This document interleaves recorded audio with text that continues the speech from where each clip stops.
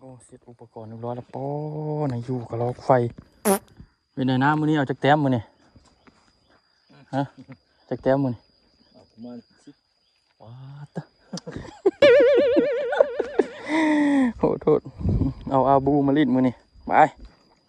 จัดเบิ้งเป็นยังไงตามเบิ้งลุยโอ้นายอยู่สิปล่อยปลาครับนะเพื่อนวะ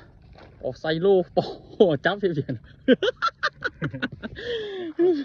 เอานี่คล้องนี่ปล่อยนี่เอาในคล้องนี่ปล่อยนี่ปล่อยนั่นก็โอ้นายอยู่เห็ดโอ้โหซ้ำคุยบนเสียกยังอีกปล่อยมันชนะเอาดิ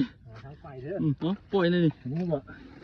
ไซโยโอ้ไซโลได้นี่เลยปล่อยเดี๋ยวโดดไปเลยผูกโอ้ปล่อยแล้วเคลียร์ไปห้องใหญ่กว่าไรโอ้จักหลายผู้หลายป่าจับเอาจับเอาโอ้ไซโล2 ตัวปล่อยป้านอนเพียงเดียวนี่ไม่สู้ไป